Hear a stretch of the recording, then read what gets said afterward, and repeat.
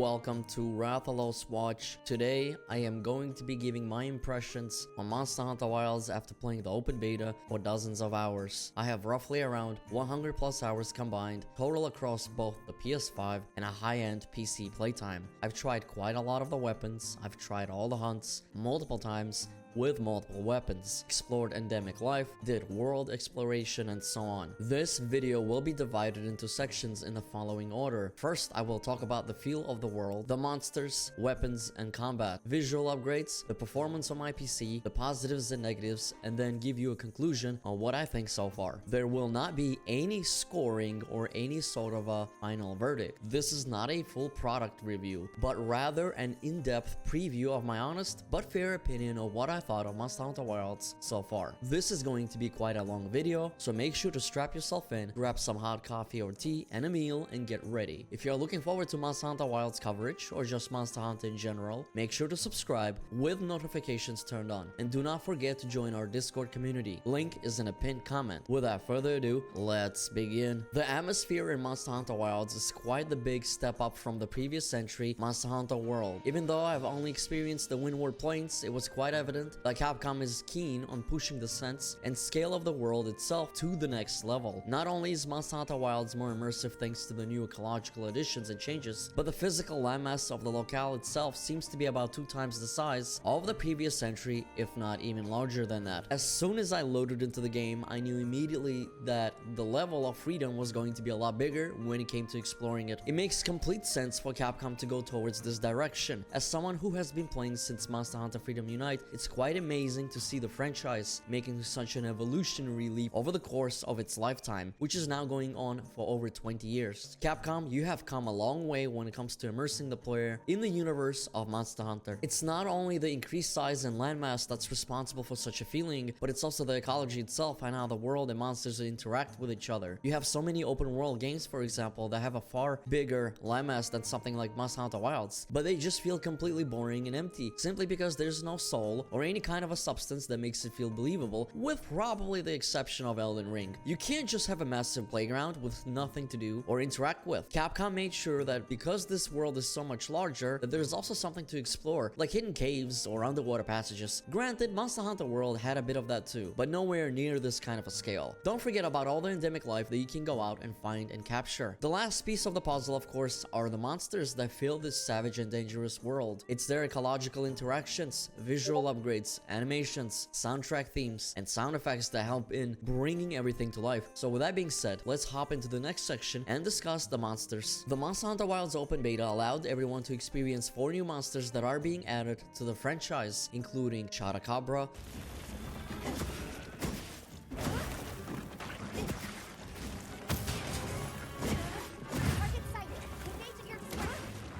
Doshaguma,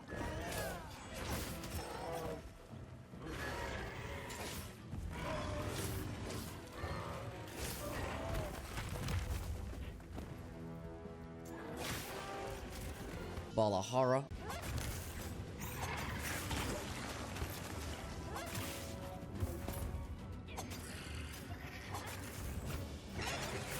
and last but not least, Rathalos.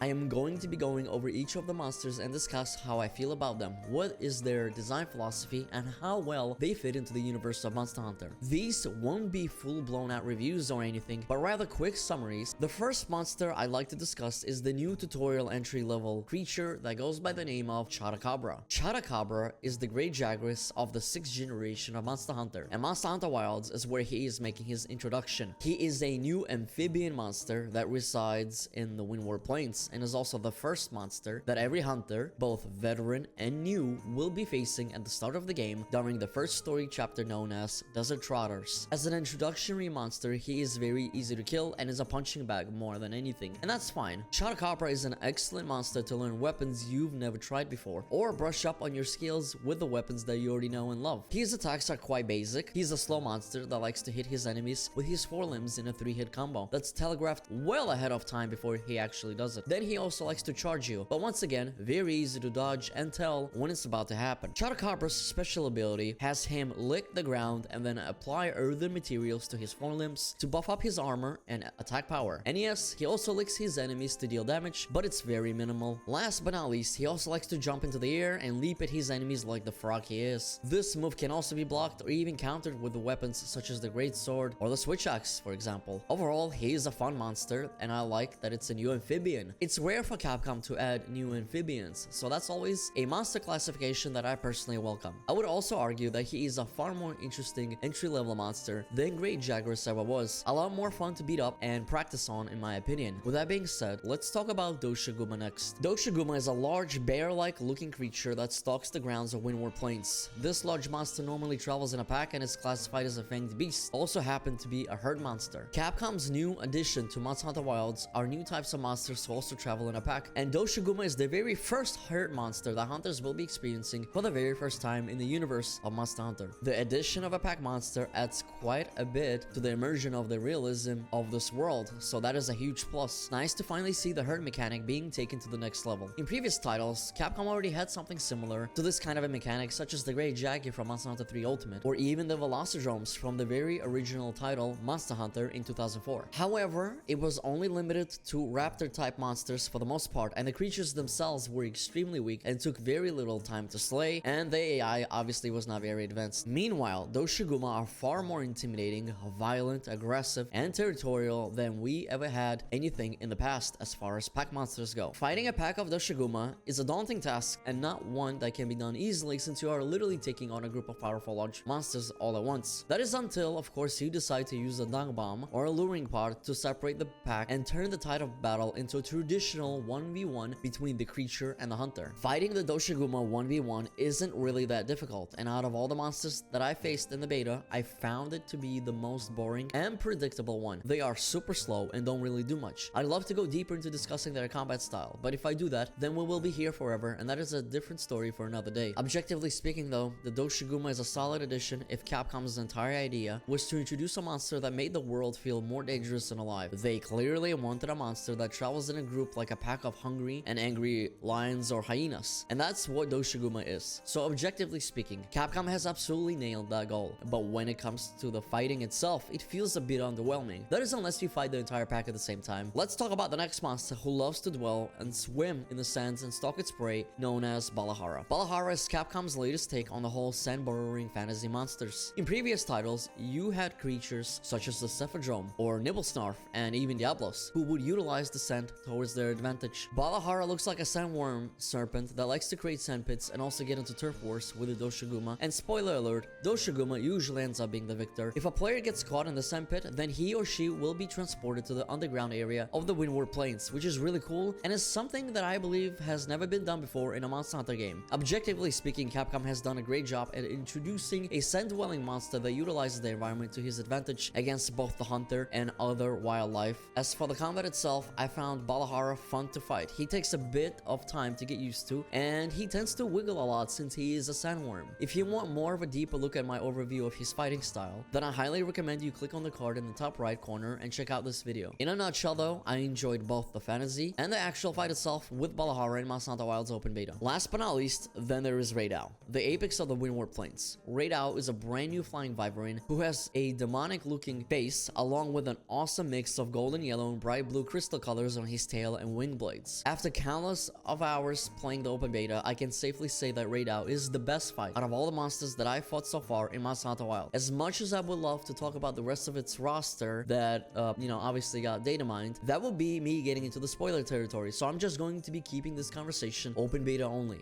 However, I am planning on making an updated data mine video, so please stay tuned to that. There has been a lot of crazy stuff that's been happening over the past week. I am definitely up to date, but it needs time to cook, and I will see you then. So we'll discuss it at a later date. If you wish to know, however, more about the supposed final roster, then feel free to check out the previous data mine video. Anyways, back to the open beta impressions. As far as the new monsters go, Capcom has struck gold with Rathalos. The fight is always fun, the music theme is fantastic, and his visual design is outstanding. Definitely one of the best of the newest monsters monsters that Capcom has designed so far and truly outshines majority of the fights that I've encountered in the 5th generation, which included Monster Hunter World Iceborne and Monster Hunter Rise Sunbreak. I've killed him with a variety of weapons, including greatsword, lance, heavy bowgun, switch axe, longsword, and even the hammer. Some of the weapons against him are easier to use than others. However, that also depends on your personal skill level and, you know, how long you've been experienced for with a specific weapon. I'd argue that ranged weaponry, however, is probably the easiest because Rathalos quite the heavy melee fighter, with the exception of his railgun attack. But that specific move is telegraphed far in advance and is very easy to dodge if you ask me personally. In a nutshell, Capcom has absolutely cooked with Rathalos, and it will most likely become known as one of the best monsters for years to come. Speaking of killing monsters, I believe this is a great segue to talk about the weapons. Monster Hunter Wilds is a very dangerous place, so a weapon might come in handy. Now, I am not going to be going too in-depth here on each of the weapons, to be honest with you. Instead, I'm going to give you a general overview of the weapons I've personally used and what I think about them. A more in-depth discussion in regards to the weapons will most likely be in its own video when the game gets closer to launch. Plus, we do not have any builds and are only limited to the base weapons, so the only thing that I may give an opinion on is the general feel of the weapons that I've used in the past and Monster Hunter Wilds, and that's about it. As someone who comes from the 2nd generation of Monster Hunter, or more specifically Monster Hunter Freedom Unite on the PSP, which was all the way back around in 2008, I got to see the weapons evolve over the course of many years, or even a decade, dare I say. It's always exciting to see where Capcom will take the weapons next with every generation. During my youth, I was mostly a greatsword user, simply because I knew I had to fight giant monsters, so a giant sword only made sense. I've tried other weapons here and there, but nothing really clicked for me at the time. Fast forward to Monster Hunter World Iceborne, I've decided to give Hammer a shot, and that's what I got into. I used the same weapon in Monster Hunter Rise and its expansion, Sunbreak, and had a blast. Then I decided to relive my teenhood and went back to Monster Hunter Freedom Unite on an emulator on my PC and gave the longsword a shot back in late July of this year when I first started uploading my Shoot X Monster Return series, and you know what? I got super addicted to the longsword. So now I have 3 weapons under my belt that I enjoy using, including greatsword, hammer, longsword, and then in Monster Hunter Wilds Open Beta, I've decided to also try other weapons, such as the switch axe for the very first time, and the lance, which I also fell in love with. So as you can see, my experience with the weapons is a bit all over the place, but despite all of that, I enjoyed using most of them during the open beta. As someone who has used the greatsword for a very long time, I have to say that having the ability now to aim your true charge slash almost anywhere is an absolute game changer, and in a good way. It's a much more fun weapon to use now than I'd say in the past, simply because missing your hits will be a lot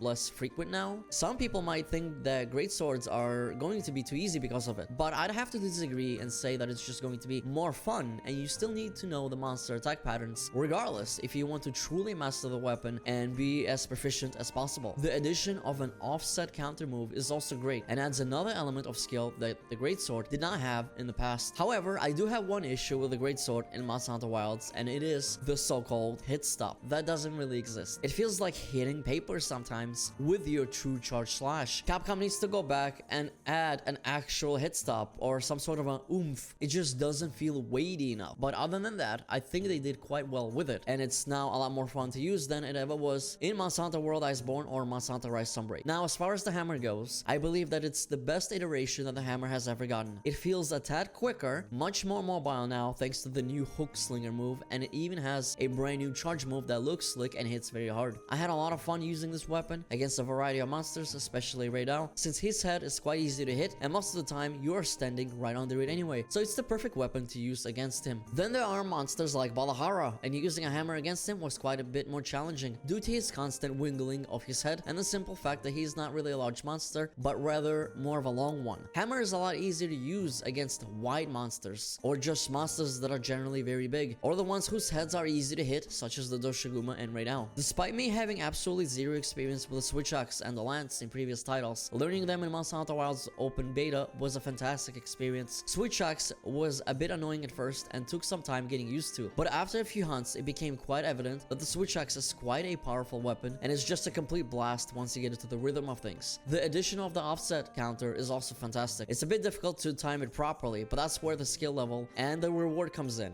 and the new finisher is absolutely fantastic as well. As for lance, it has a few more pokes than before, feels quicker, and just performs better. It's probably the most grounded and basic weapon in my opinion. For someone who has never used lance in the past, I've actually quite enjoyed it. I play a lot of tank classes in games like World of Warcraft, so the lance is kind of right up my alley if I want more of a defensive playstyle where I can also deal a consistent amount of damage. That is what Lance is excellent at in Monster Hunter Wilds. The best defense is the best offense. I think the coolest thing about the Lance in Monster Hunter Wilds, however, is that you can literally joust with it while riding your Sacred. I discovered this by accident, and it turns out it deals a decent amount of damage. You can even charge it up for extra power. Overall, I enjoyed the Lance quite a bit. I haven't decided yet what weapons I'm going to be using for my first playthrough of Monster Hunter Wilds, but Lance is a very high candidate so far. Then there is the Longsword, which is the most popular weapon statistically within the Monster Hunter community. It's quite safe to say that the Longsword has always been Capcom's favorite child, along with a bow. It's now even more overpowered, even easier to use than ever before, with more forgiving counter windows, and has additional ways to charge up the gauge. Hunters can now charge an entire gauge simply by popping a monster's wound, or by simply doing the new charge up move that literally takes your gauge to the next level without doing any regular attacks. You can also cancel your Helm Breaker, and in addition to the Helm Breaker, there's now a brand new finishing move that is ultra flashy and just does a stupid amount of damage. Do not get me wrong, this weapon is an absolute blast to use, but my issue with it is that it's just going to be even more popular again, and I am the type of a person who prefers to be a bit different from the pack. I will still do a playthrough with a longsword at some point in time, but it will not be the first weapon that I go with. Regardless of these previous statements and my opinions, if you are a longsword lover, then fear not. Capcom has cooked with this weapon as well, and there's much fun to be had. Last but not least, the heavy bowgun is a lot of fun as well. I love the weight of it and how punchy it feels. It also has a counter move now, which is a bit hard to pull off and takes quite a bit of time getting used to. I really enjoyed fighting Radar with this weapon. If you know what you are doing, you can take him down quite quickly with the proper food buffs, damage buffs from the demon ammo, and special ammo that the heavy bowgun has to offer. My favorite thing about the heavy bowgun is the Gatling mode. It just feels great to do,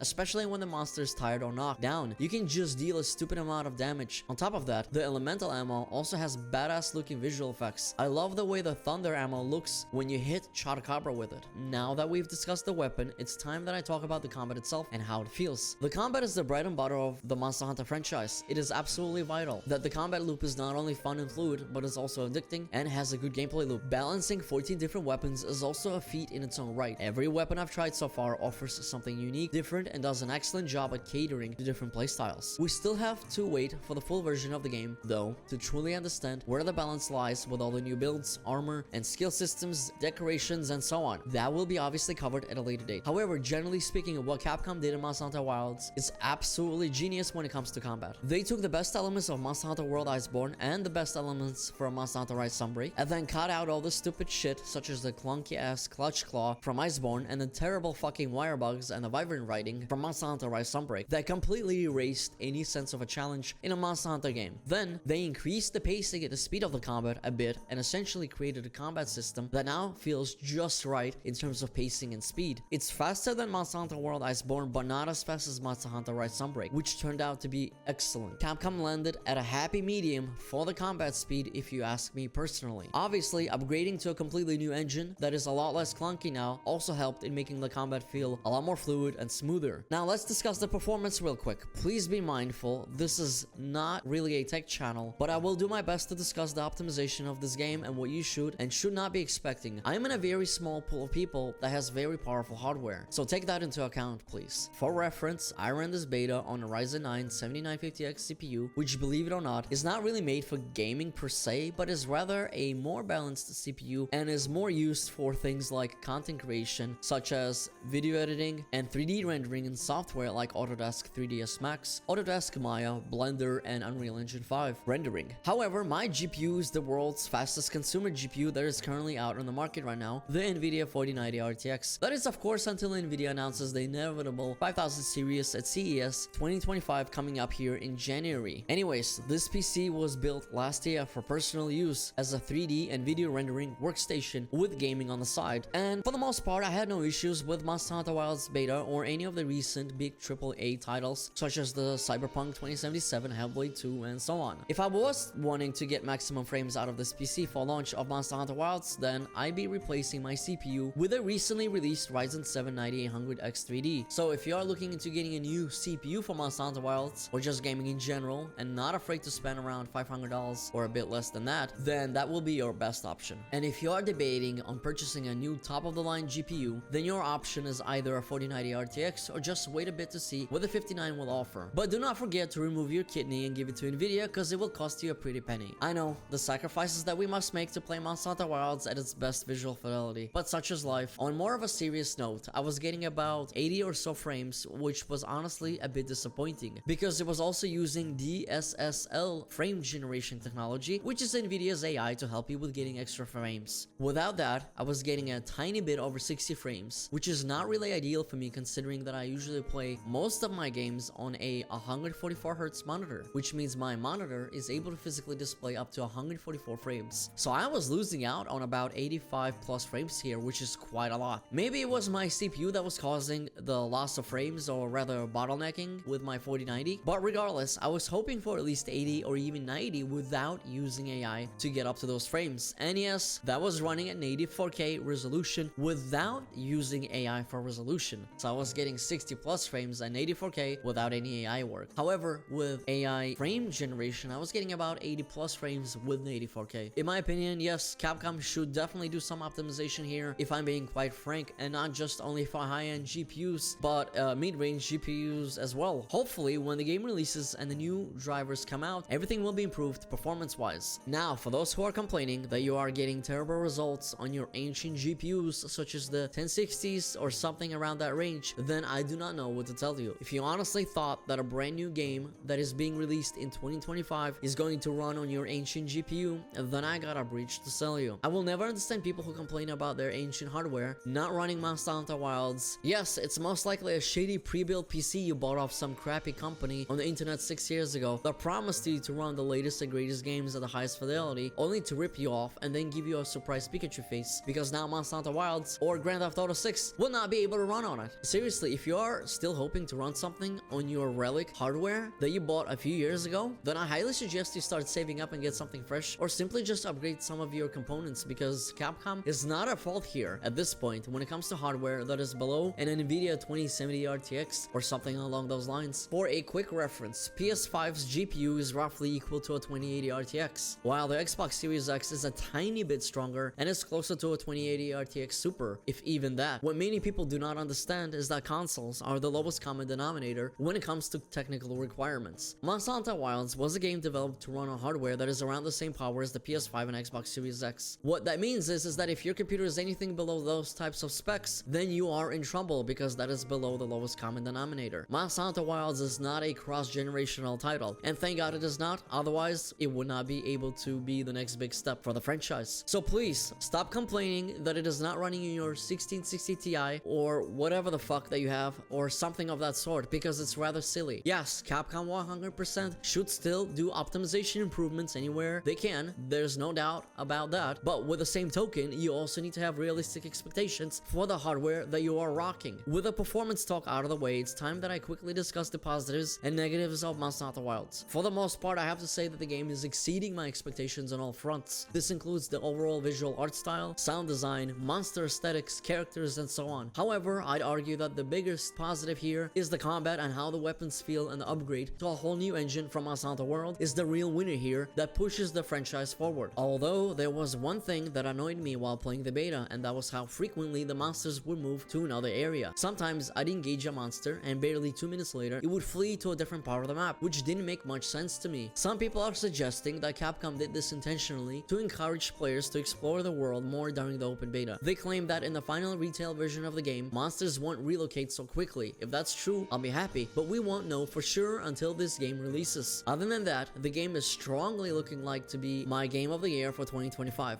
but let's save that conversation for the full detailed review once Monster Hunter Wilds releases on February 28th, 2025. Those are pretty much my initial impressions of Monster Hunter Wilds so far. What about your impressions? Was there something you did not like when you played the open beta, or do you agree with most of my sentiments in this hands-on preview video? Let me know in the comments. Thank you for watching. If you enjoyed this video, make sure to hit like and subscribe with notifications turned on. Peace out and happy hunting.